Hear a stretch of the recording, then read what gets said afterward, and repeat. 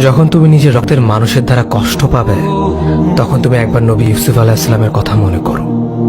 তিনি কিভাবে নিজের ভাইয়ের দ্বারা প্রতারিত হয়েছিল।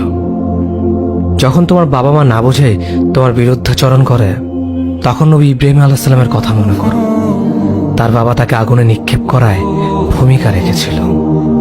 যখন তুমি সমস্যা থেকে পরিত্রাণের জন্য কোনো পথ পাবে না, তখন ইউনুস আলাইহিস সালামের কথা ভেবো। তিনি কতটা সময় তিমি মাছের পেটে আটকা পড়েছিল। যখন তোমার নামে কেউ মিথ্যা অপবাদ ছড়িয়ে দেবে, তখন মা আয়েশা রাদিয়াল্লাহু আনহার কথা মনে করো।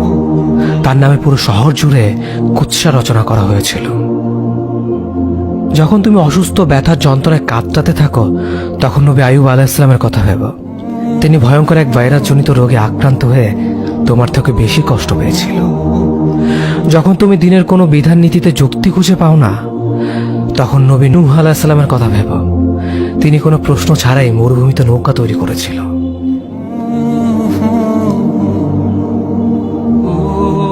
যখন তুমি আত্মীয়স্বজন, পরিবার, বন্ধু বান্ধবের কাছে হাসির পাত্রে পরিণত হও, তখন তুমি শেষ নবী হযরত মুহাম্মদ সাল্লাল্লাহু আলাইহি ওয়াসাল্লামের কথা ভেবো। রাসূল সাল্লাল্লাহু আলাইহি ওয়াসাল্লাম বলেছিলেন, সবচেয়ে বড় পরীক্ষা দিয়ে সবথেকে বড় পুরস্কার আসে। যখন আল্লাহ কাউকে ভালোবাসেন, তখন তাকে পরীক্ষা করেন, এবং যে এই পরীক্ষাগুলো মেনে নেয়, সে আল্লাহর সন্তুষ্টি অর্জন করে। আর যে অভিযোগ করে, সে তার ক্রোধের পাত্র হয়। হে আল্লাহ, তোমার কথা মনে করা, তোমার প্রতি কৃতজ্ঞ হওয়ার এবং তোমার ইবাদত করার তৌফিক আমাদের দান করো। আমিন। যেভাবে তুমি সন্তুষ্ট হও, সেভাবেই আমাদের পরিচালিত করো।